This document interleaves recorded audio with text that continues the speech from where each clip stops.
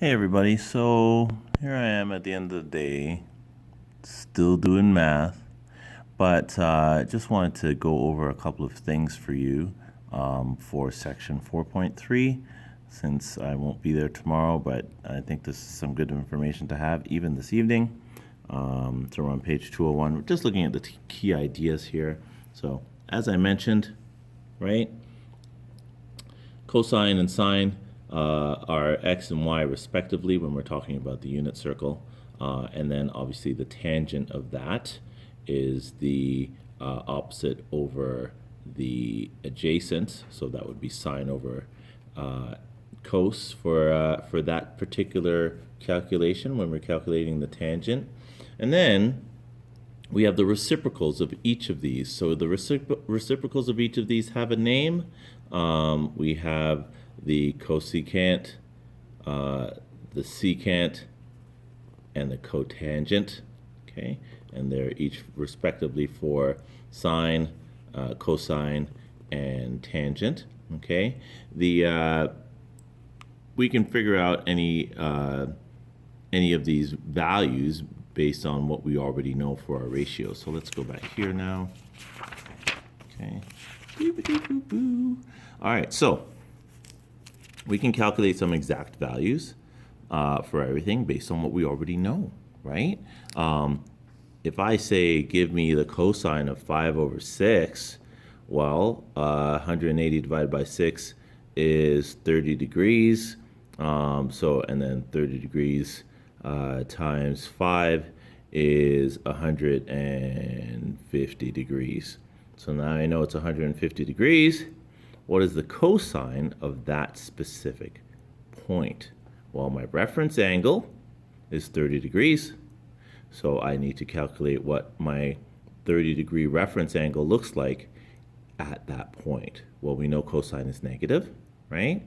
So it's going to be a negative value, and then of 30 degrees, I can't think right now.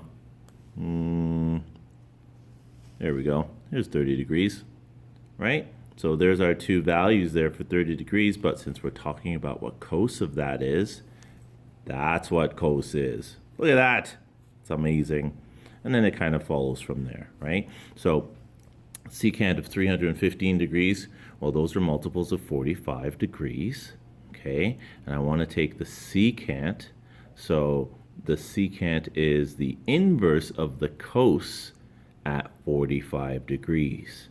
So if cos is root 2 over 2, and we're talking 350 degrees, so cos is positive, so positive root 2 over 2. The inverse of that is 2 over root 2, right? So that's how we think about that for C. And then the whole thing about we're going to have 2 over root 2, then we're going to have to use the conjugate to multiply that through, and then we're going to be here. We're going to end up with root 2. That's essentially what that happens. This version here, where we have the root 2 in the bottom, okay, remember we got that before we applied the conjugate to it.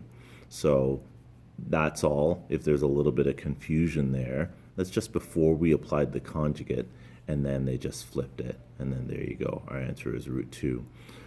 But do notice that if I had root 2 over 2, and then I flipped it to 2 over root 2, we're going to end up with the same thing. So just FYI on that one, okay, because you would get 2 over root 2 times root 2 over root 2. So then you get root 2 times 2, and if you remember your radicals, you can't put those together, and then you're going to get 2, because root 2 times root 2 is 2 on the bottom. The two 2's cancel each other out, and you're left with root 2. So you're going to get the same answer, even though they put it in this bad format here. I don't know why they did that. Maybe to give you a nosebleed. All right, let's go on to the next one. Okay, so now we can see here we're doing approximate values. So when we do approximate values, we just punch in the function in our calculator, okay, in order to get the exact answer. When you see pi, it's radians. You have to set your calculator to radian mode. What? It's in radians. We have to set our calculator to radian mode. I do 7 times 3.14 divided by 5, and I get the radians, and then I can calculate the tan of that in radians. And obviously, you're going to get some giant decimal. Keep the decimal to 4 decimal places. Here, it's in degrees.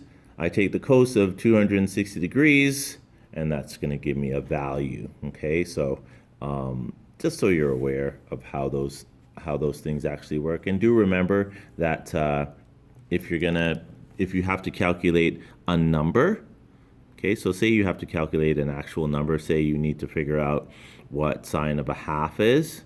Okay, so sine of a half is 30 degrees. We already know that from our special triangles, but this is how you would punch it in. This is the inverse. That's different from the reciprocal. Okay, just remember that. And then the only way they can really make this confusing is to make you deal with cosecant, secant, and cotangent. So the inverses of all of these, the reciprocals, sorry, of all of these. But this here, this means the inverse. That's a different operation on your calculator. It has to be specifically in that spot. Okay, so it don't confuse this, because that doesn't necessarily mean one is the reciprocal, but the other one, the inverse sign on our calculator, that's something else altogether. That's all that's saying. Let's keep it moving. Okay. And then this one says find angles given their trigonometric ratios. Okay, so now we're given ranges. So basically we got to be like within that range when is sine negative, or sorry, positive. Look at me, I'm out of focus. When is sine positive within that range? Oh, well, sine is positive in 2 quadrants. It's positive in quadrant 1 and quadrant 2 over this range. Cosine is negative in quadrant 2 and quadrant 3 in that range. And then the only other thing they can really do from there is just start messing with the ranges, right? So now we're like, okay, I go from theta all the way in a positive direction to 180 degrees. So and then I also go from theta in a negative direction to negative 180 degrees. And then the question there is, when is tan positive? Well, tan is only positive in quadrants 1 and quadrant 3. Okay, and then we need to find this exact value. But remember, our tan values are sine over cosine.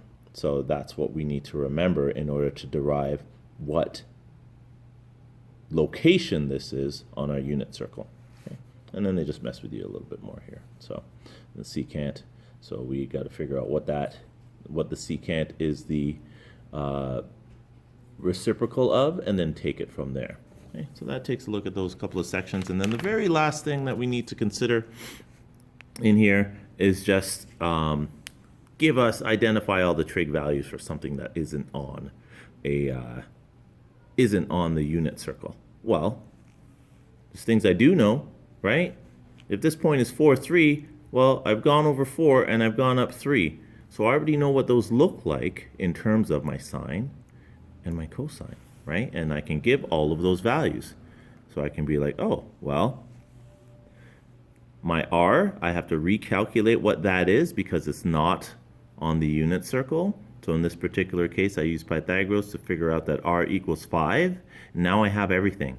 I have r, my terminal arm, I have my y, and I have my x, and now I can talk about that in terms of my sine and cosine, right?